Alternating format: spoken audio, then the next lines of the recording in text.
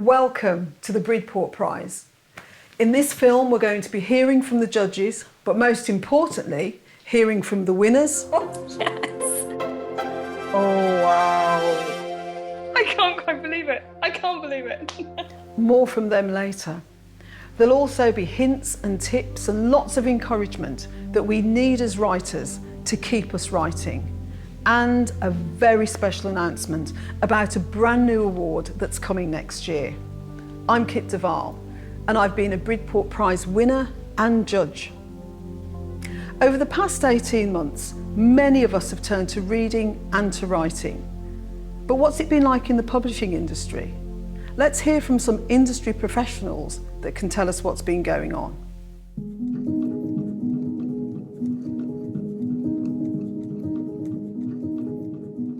When lockdown happened, book sales just plummeted overnight. And I think all of us were, really worried that, that was going to be the pattern for however long it lasted. But actually, publishing kind of pivoted quite quickly, I think. Sales for 2020 were up on previous years. What we have seen has been this wonderful resurgence, I think, of interest in books and reading. Everyone has needed to escape their little bubble and to, I think, lose themselves in a story. So we've really seen book sales just absolutely thrive during this time. If you look at the books that have sold well, you have Richard Osmond, which has been absolutely enormous. Backlist sales, so books that weren't published last year, they've sold very well. The classics have sold incredibly well. Sales of Jane Austen have shot up. But I think below that, then you have a lot of authors that aren't yet household names, where the pandemic really affected them because people just struggled to know that their books were published. It's been a strange time, I think, for writing and for writers and for literature in general. And we've had the immense pressure of people in lockdown feeling like they ought to be writing, they ought to be productive. And of course, we're in a global pandemic and there's a lot of anxiety and there's a lot of angst. And I think that writers have found ways to be incredibly resilient, incredibly creative, but we've also got to find ways to be patient and to be humane and to be compassionate and empathetic about the fact that we're living through extraordinary times. I think we're going to see lots of books about families and the domestic space, but that are written in very imaginative ways. And also, I think there's going to be a real hunger for books that take us far away from here and the worlds we've all felt perhaps trapped in or enjoyed being secluded in. Publishers have still been, hungry, desperate to buy new books and publish new books. Talking to our authors about that, that's a great thing for them to hear because it means that there is still an appetite. As much as this is a time of opportunity, it's also quite a difficult time to find traction and visibility as a newer author, and that's why things like prizes and competitions are really important. Let's get the awards started. And first of all, let's go to the Poetry Prize, judged this year by the brilliant writer and advocate, Raymond Antrobus. If poetry was useless to humanity, it would have died a long time ago. We would have stopped doing it millennia ago. And the fact that it's still here, enduring and being renewed and revitalized every generation is proof to me that poetry is a necessary thing. There's a catalyst from it, music in it, there's theatre in it, there's storytelling in it. There's comedy in it, there's tragedy in it, there's journalism in it, there's witness in it. There's so much that goes in it. The Bridport Poetry Competition was probably the toughest competition that I'd ever judged. So the winning poem was called Over the Tannoy. A very ambitious, collaborative, multi-formed poem.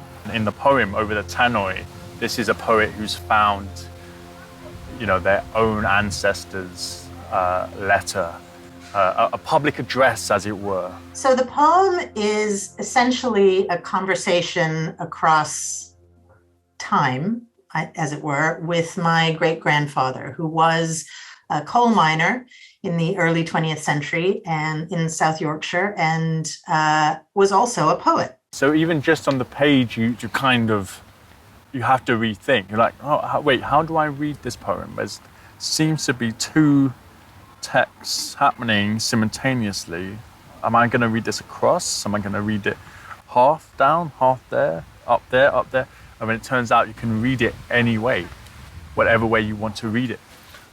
It's ironic, it's satirical, it's conversational, it's archival, it's historical. But even, just as important, it's to me a very amusing, engaging poem, both on the page and visually. I do most of my writing with a writing partner who is my mother, who is the actress Julie Andrews. And together we've written a number of children's books and we've collaborated on her memoirs. My poetry, I write purely for myself and purely for pleasure. And to have that acknowledged, words that are strictly my own, even though in theory they are a collaboration with my great-grandfather.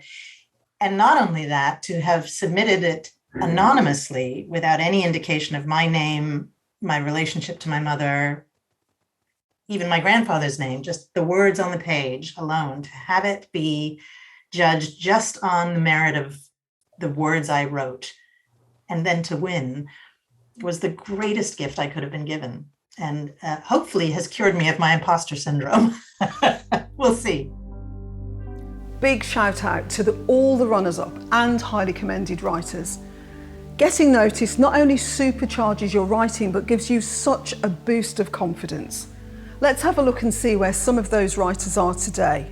I really wasn't expecting anything of my submission, and I didn't think I'd hear back at all. And I was bracing for rejection, and it ended up doing really well and completely making my career. It felt as though I had achieved something that I had always looked up to as a bit of an aspiration. I think it was more of a boost than I even realised it would be, because it really did just give me an extra, I guess, an up-to-date confidence that I really needed. For months after, I was actually able to go out and buy poetry books or just sign up for poetry courses I'd wanted. And I think it made me take myself more seriously as a poet. It gave me a belief, I think, that allowed me to move forward and to develop and to commit more to my writing and feel that I had something important to say.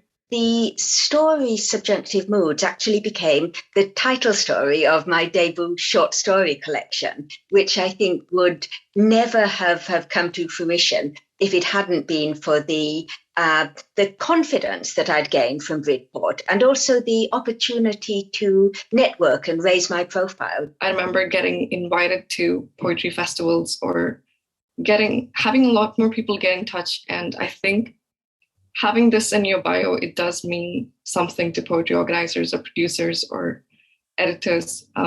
It is a form of not just validation, but some kind of acknowledgement of your work. I was thrilled most recently to receive the International Book and Pamphlet Award, and Hoor sits at the heart of that pamphlet.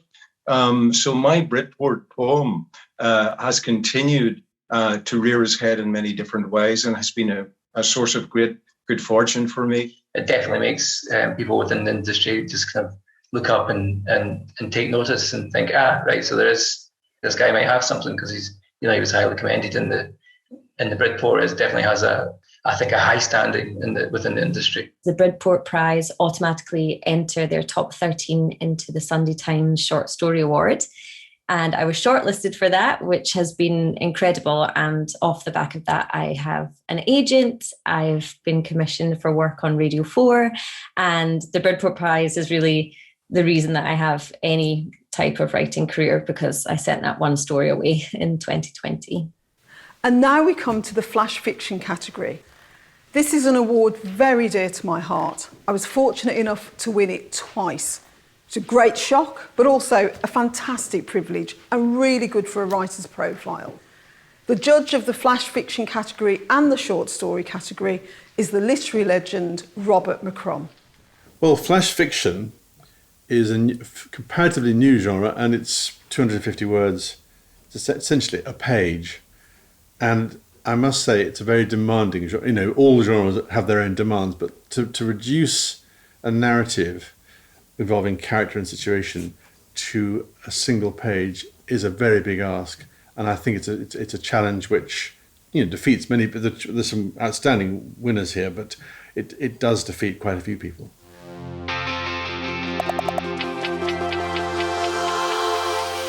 So my winner for the flash fiction is a flash fiction short story called What to Watch by an American writer called Patrick Barone. And it's outstanding. And what grabbed me about this, apart from the tone, I mean, the first line goes, "This is the one where she gets the guy." This is the one where she doesn't get the guy, but realizes her best friend's been in love with her all along. He's playing with the idea of flash fiction. And this is the one, he repeats, this is the one. It's repetitive. But instead she tells him off and gets drinks with her new ragtag gang. But it's funny and it's clever and it's sort of subverting the genre in a way, but at the same time celebrating it. This is the one where she's in the cab, but jumps out and runs to him and they kiss in the rain. But this is somebody who's clearly got a command of his own voice, which is the thing you look for. It is sort of about the TV and how we watch movies and the way we think about the actors who portray the characters in those movies, maybe the ways we put ourselves in those characters, and sort of the bleeding of the world of being a watcher and the world of being watched.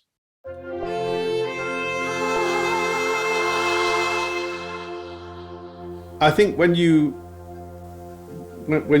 sit down to judge a story, you are always having the back. You're looking out for obviously tone of voice, command of stylistic command. You're looking for the narrative, the characters, the landscape, situation, so forth. And you can identify after you've had a response to something. You can say it was that. But it'd be like going to a film that you loved and saying that you loved, the soundtrack. The fact is, you love the film for the film, and so I love my three winners, my winner and my two runners up. I really admired them for the totality, for the work as a whole. So the winner of this year's 2021 Bridport Short Story Prize is Manischewitz Night by Charlene McIsaac. And I interrogated myself very severely as to whether this was the winner, and I couldn't find a reason not to give it the prize. It's outstanding, and she is somebody I'm sure will go on to do other great work in the future, at least I hope so. It was a real winner, it had winner written all over it. I just wanted to explore how much we feel we owe the people that we care for, and I wanted to look at the inherent trauma of being really extremely hurt by somebody who can't really help themselves, and sort of how we navigate our relationship to that or the optics of that in our community or our peer groups or whatever. And so that's something I was trying to do with this story, and that's it started out as this simple, fun, drunken night out, 300 words, and then became something a little deeper. The first line goes, I'll just read you the first line. "We have to drink the entire bottle of Manischewitz in the alley." So you're right there in the alley. Now Manischewitz it's a kosher wine, I think. I checked it out, it's a kosher wine. It's a cheap hit, and it's a way of getting drunk quickly. "We have to drink the entire bottle of Manischewitz in the alley, or we will be out $7 Canadian, which is actually only $1 Canadian and 16 Canadian cents because there are 6 of us. Jennifer is a Capricorn, so she is in charge of this, even though no one has discussed it, and she has to pull Kiva back into the alleyway because if she starts hollering at men in cars, she's going to draw too much attention to us, and this entire operation is going to blow wide open." And so you're pitching this world and you're following this world through the eyes of the narrator, but also through the experiences of her friends. And what's brilliant about the story is you know exactly who the friends are. You have a very strong sense of all the characters, and so it's not just a blast. It's a group effort. Kiva immediately finds someone with drugs and then does the deepest plie known to mankind and just starts shaking it on the dance floor. I catch her eye like, yes, girl. And she opens her mouth and winks and points to the nipple ring under her shirt. Like, I am definitely going to show this to someone in the bathroom later. And it's like, live your whole truth, babe. Inspired. We are all making it work on the dance floor. We are giving it. Sadie's song comes on and the light from her birthday obelisk ripples through the crowd and we all start square dancing like marionettes, but sexy. I can feel my arms moving like tentacles and my little legs are doing a heel-toe cross thing like the ultimate cowboy babe. Like, put some damn gingham on me right now. I'm pretty confident in my selection. I think that we've got some terrific winners and terrific runners-up, and it's an outstanding prize. Head over to the Bridport Prize website for details of all the runners-up and the highly commended writers, as well as encouragement for writing, hints, tips, and things that just keep you going. Now, I was in my 50s when I found literary success, so the winner of the Young Writer Award is making a nice early start. Congratulations to the talented Courtney Conrad. So Jamaica grapples with Till Death Do Us Part. I wrote during a workshop with Rhys Williams. It was a part of the BBC Words First program. And he had shown us a poem by Joshua Bennett and had us go away to write about like a particular injustice that we were interested in writing about. And at the time, during lockdown, there were a lot of cases in Jamaica regarding murder-suicides. And I read a newspaper article that just stuck with me and I had to write a piece about it. So yeah, the poem stemmed from that specific story.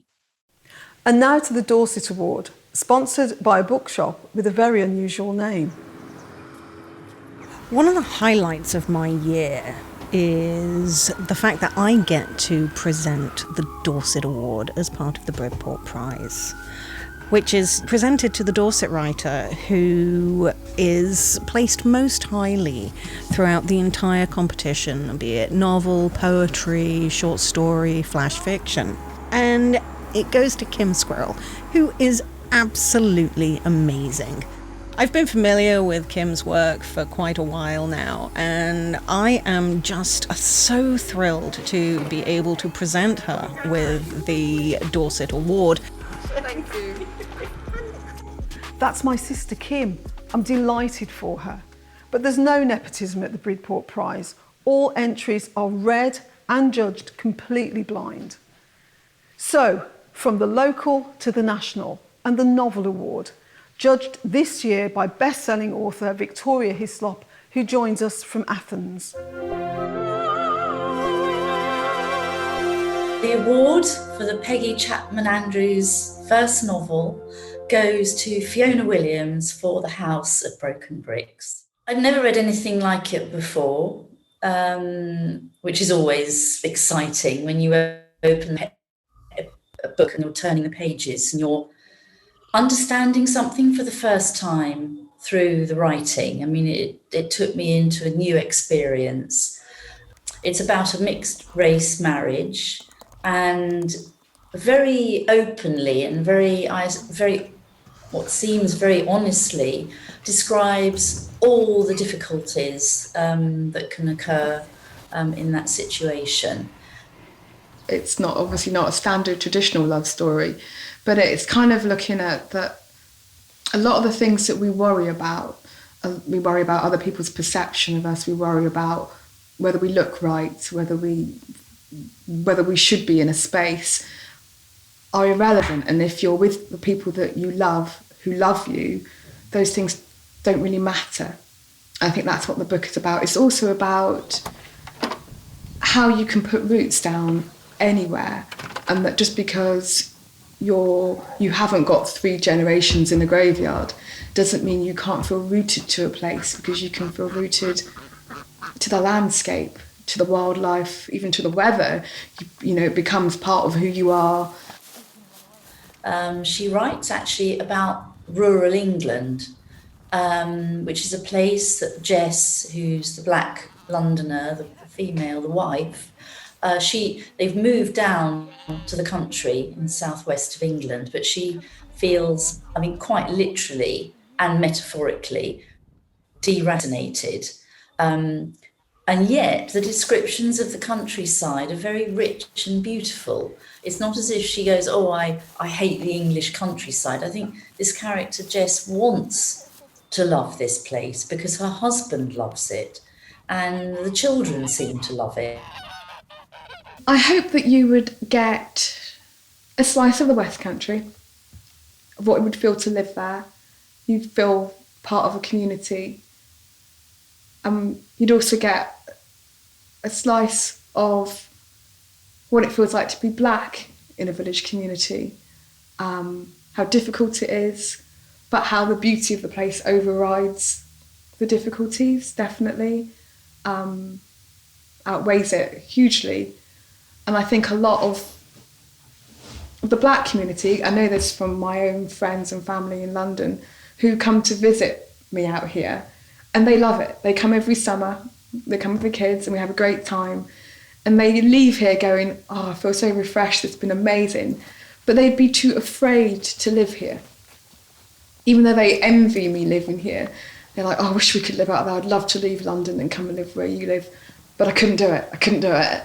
And I hope that this book opens up a little slice of that for black readers, and then for white readers it shows the kind of the juxtaposition of being black in the countryside, and also but how anyone can belong to it and celebrate the beauty of it. That's what I hope. Whether it will or not, I don't know. I don't know.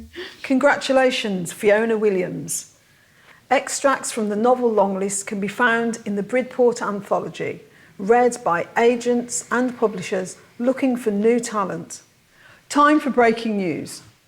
Drawing on life events has always been a rich source of material for writers, so I'm delighted to announce the Bridport Prize new Memoir Award, which will launch in June 22. The novel is a work of fiction, but memoir is a work of fact. And this new award gives you the chance to tell your story, wherever you are in the world. So get writing.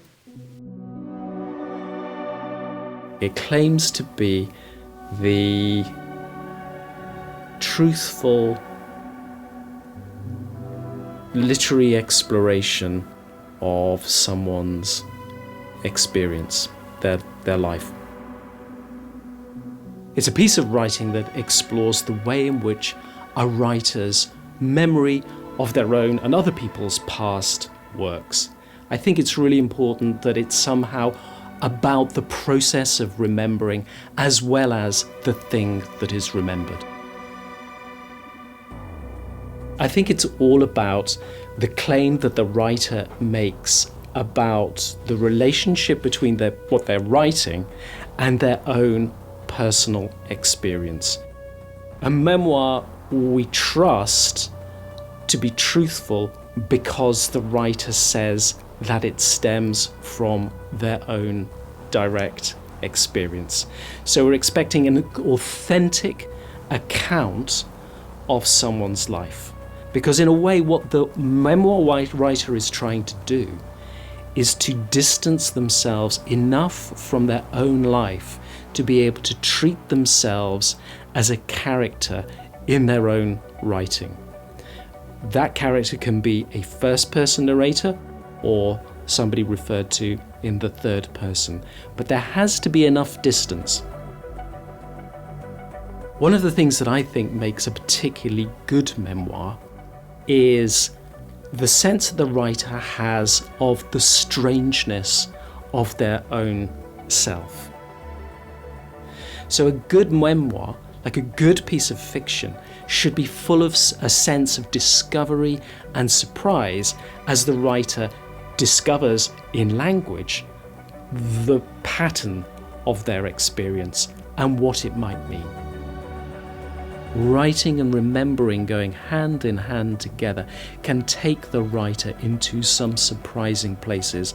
And what we want as readers is a sense of the excitement of that writer discovering memories as if for the first time. I think what makes a really good memoir is a sense that the writer is discovering as they go their own life, that somehow in the writing there is encoded the sense of excitement and adventure of someone stumbling across a memory as if for the first time.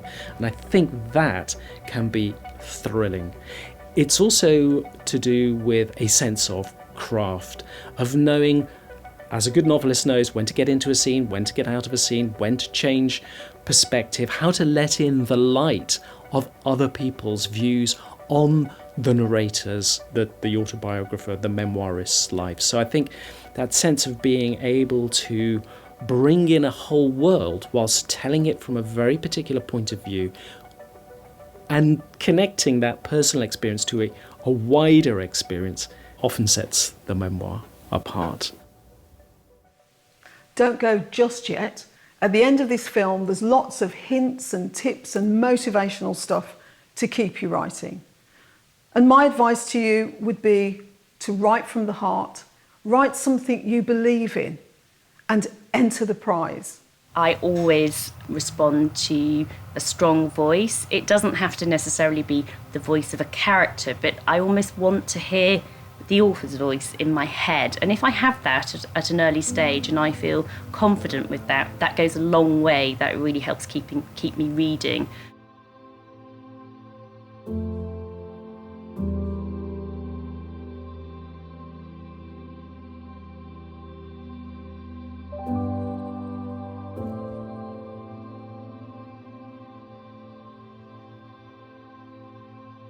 The Bridport Prize really does offer an amazing opportunity to writers. It's not just about exposure or the promise of publication, it's the promise of support for a long time. We're your allies, we're your friends, we're your advocates. We're here to support you if you're shortlisted, longlisted, or just entering. It's really worth a shot. Please be confident, give it a go.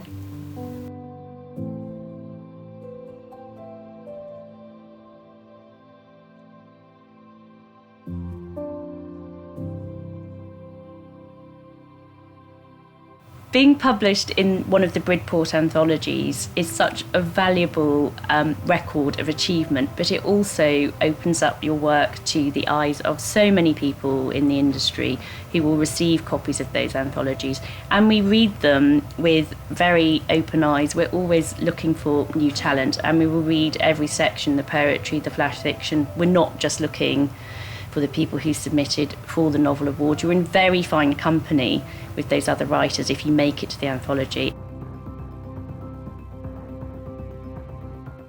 Do it. I've heard from so many people who've entered this prize at the last possible minute, minutes before the deadline, who've gone on to be shortlisted, longlisted and won. If you feel like this is something that you want to go for, just doing it in itself is good practice. And if cost is a barrier, there are bursaries available. There's really no reason for you not to give it a go. Just do it. You've got absolutely nothing to lose. If you don't get on the long list or the short list or become a winner, that doesn't mean you've lost. The fact that you've entered and you've made that decision and be brave enough to put your work out there, that is like one of your first steps on the road to being a published writer.